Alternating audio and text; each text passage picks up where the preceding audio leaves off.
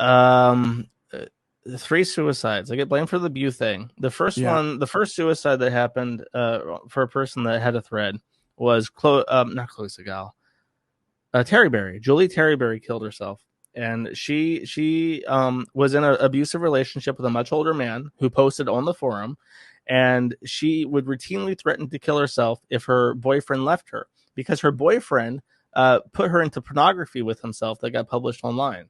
So she's thinking, she's young. I'm in porn now with my boyfriend, and if he dumps me, nobody's going to want to be with me because I've already done porn.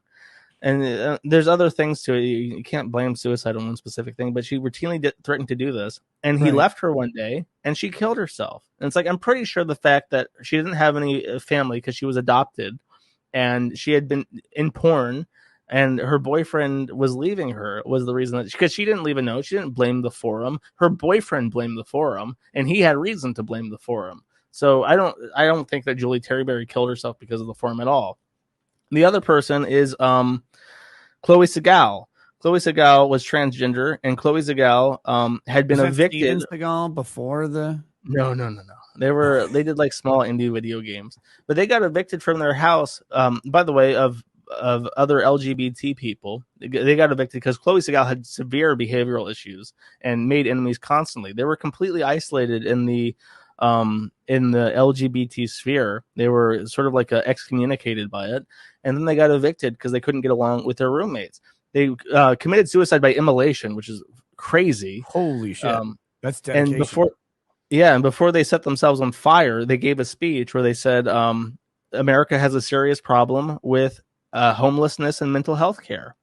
People heard it, and that's what they reported. It did not say anything about the Kiwi Farms, and if they had, they didn't post about it. I think the fact that they were literally homeless and they had nowhere to go and they had no money and nobody was willing to support them. Their GoFundMe's had $0 contributed to it. I'm pretty sure that was the factor that led to them committing suicide. And then the Well, yeah, other when you feel person, alone in the world and then you try and prove yourself wrong and prove yourself right because no one will support you at all, that's got to be really fucking depressing. yeah, there's like a trend there, isn't it? Yeah. The third one, this one doesn't get brought up as much because of something I'll mention, but this happened during the Trans Lifeline stuff. Greta Gasava, who was removed from their board of directors for Trans Lifeline for inurement of charity money, blamed us for the death of a frequent caller to the Trans Lifeline suicide hotline because we were explicitly mentioned in their suicide note. Problem is that this person did not have a thread and they had not been mentioned anywhere except in passing in one post. And the suicide note said, I do not want to live in a world to the effect of, I do not want to live in the world with websites like Kiwi Farms and our president being Donald Trump. So like in the same breath, Donald Trump was equally to blame for the suicide.